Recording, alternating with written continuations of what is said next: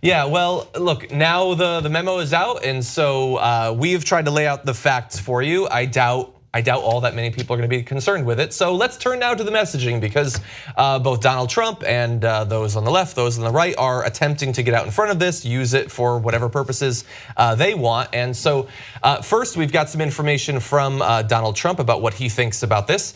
It's probably going to shock you. I mean, maybe less so when you find out that he might well have been involved in the writing of it, but here's what he thinks about the memo. I think it's terrible. You want to know the truth? I think it's a disgrace. What's going on in this country, I think it's a disgrace. The memo was sent to Congress. It was declassified. Congress will do whatever they're going to do. But I think it's a disgrace what's happening in our country.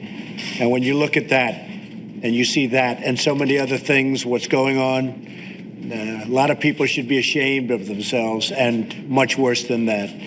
But a lot of people should be ashamed. No, he's right about that. A lot of people should be ashamed. When you see that and that other thing, you should be really, that guy definitely read the memo. Congress will do whatever they do. You know, yeah. Look, we make fun of the way he speaks. And we do that because he speaks in these generic ways, because he hasn't read anything, he doesn't do anything, he shows up to photo ops, he's manifestly incompetent. But that crap that we just saw, that carries the day, because that, look, it's what's going on in this country is what did he say? What's going on? We should be ashamed of what's going on. And more than that, which I am assuming means just flogging. To those who are disenfranchised, and now in this new tribal America where people are dug in so heavily, that is verbiage you can wrap your arms around. And this guy, who we view as a joke, has effectively penetrated enough of the electorate with that crap, with just generic Trump speak, to, I think, create a real problem. I mean, to the point that I don't know that you can get him out of office. Right. To me, he's a very scary guy beyond sort of the X's and O's of Washington. Yeah. Let me just go through a couple of other responses to this from people who are in a position to do something about it. Adam Schiff, ranking Democrat on the House Intelligence Committee, says the president's decision to publicly release a misleading memo attacking DOJ and FBI is a transparent attempt to discredit these institutions and undermine Mueller's probe. We also have a statement that I tweeted out earlier today from Senator Bernie Sanders saying, let's be absolutely clear, the release of this Republican staff memo is a blatant attempt by House Republicans and the White House to disrupt the critically important investigation into Russia's interference in the 2016 election and the possible collusion between Russia and the Trump campaign. They're right, John. Pardon for interrupting, but they couldn't even get the Democratic response released. They're powerless. Right. Schiff he can sit there and yap all he wants and tweet all he wants, and I think he's unquestionably right.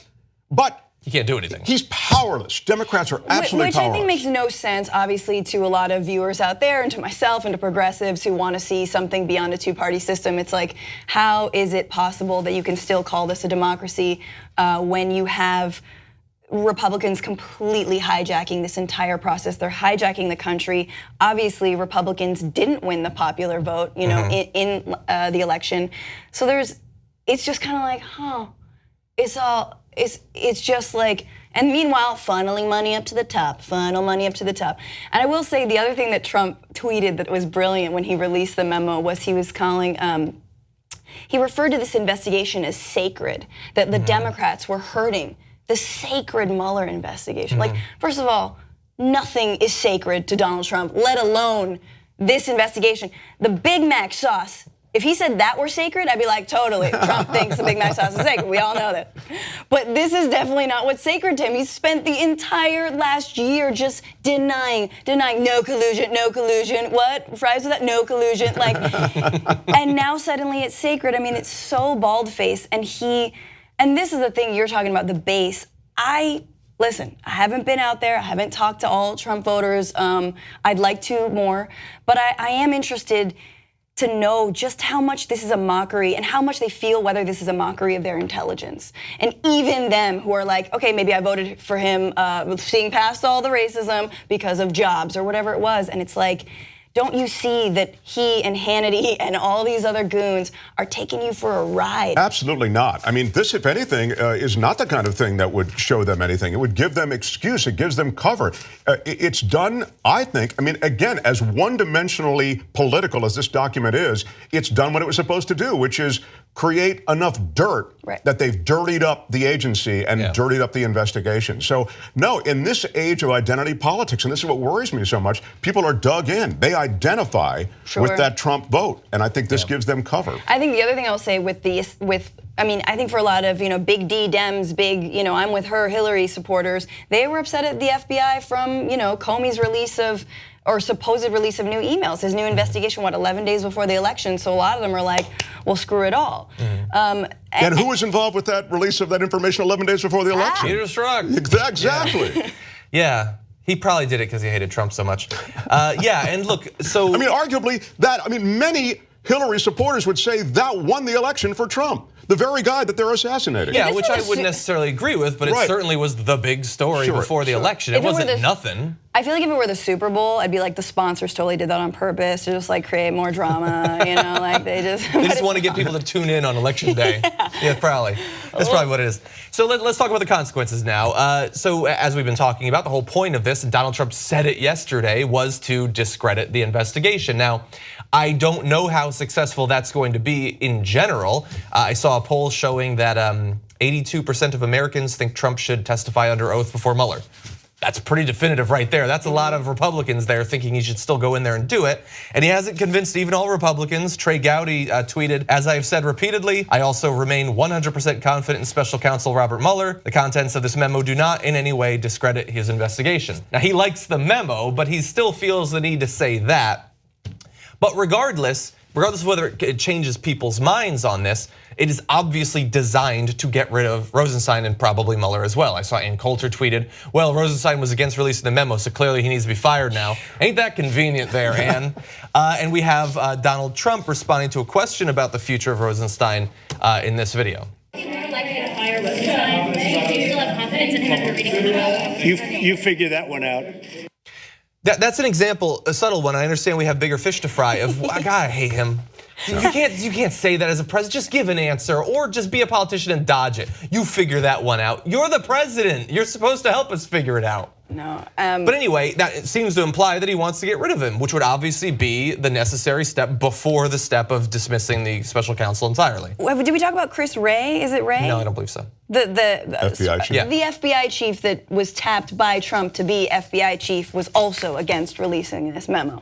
I mean, and I back to your point about transparency, I think we should have a transparent government. I don't think that these, deep state FBI and CIA should operate under so much cover. However, there's a way to do that. And so yes, we can say both things. We can say this is absolutely a partisan, booby trap that is completely designed to cover up authoritarianism and lead to more of it.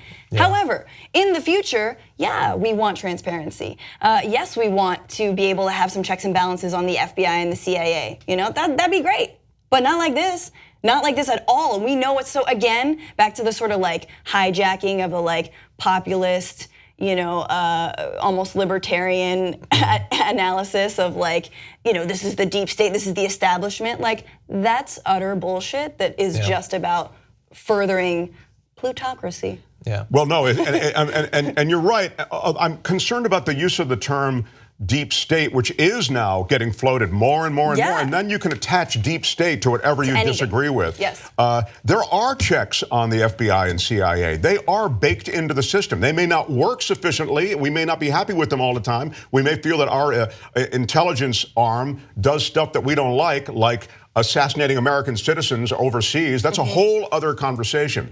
But the idea now that we've sort of hung the deep state on the FBI and that there are people pulling the levers. I mean, you can see the contradictions, or the naked contradictions to that already, because we've just reviewed all the facts. Who was involved in actually maybe helping get Trump elected? The very people that he is now going after, he or his henchmen are going after. Yeah, and I saw yesterday, I saw the media referred to as the deep state on Fox News. So whatever it meant, and what I love is, coming at least briefly from academia, a lot of these terms that now get thrown around so casually used to have a meaning. People studied it for decades, wrote books about it, but now if you read a 6-page article, you're an expert on the topic. Whatever deep state meant, it doesn't mean that anymore. It just means I don't like it. The acronyms, right. Exactly. Yes. And but it's so effective. Again, the verbiage they use is masterful. I mean, you only need to know that. And again, just slap the deep state sticker on it, And well, I'm not for the deep state.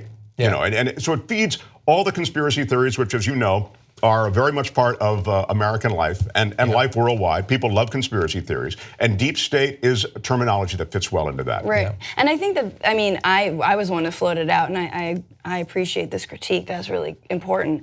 And I didn't mean as a critique of you. I did. I've had enough of your shit. Okay. No, but I think it's important to know that this sort of authoritarian implosion of norms is not the way. And you're absolutely right that I think a lot of people who are being politicized now are saying, well, it's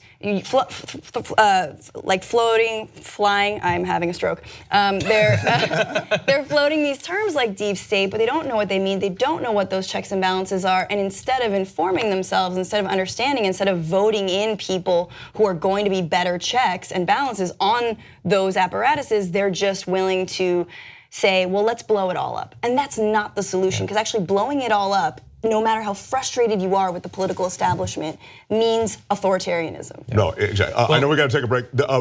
Let me just say, last thing, deep state and fake news, the same. Yeah. They're terms that have stuck and they've been used effectively. Yeah, all they are, and I almost revealed something that we haven't actually announced yet.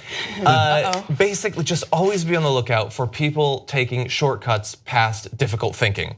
And stuff, concepts that you'd think about and it would be intellectually or emotionally hurtful, even slightly. People want shortcuts, and words in the practice they've had in the past year, like fake news and deep state, that is the point of them. It's that people don't want to think deeply or critically about things that might hurt their brains a little bit, unfortunately. They do have meanings, they just don't mean what you've been led to believe. You figure it out. You just watched the video by the Young Turks, the home of the revolution. If you'd like to get the full show, come join us and become a member. TYTnetwork.com/join.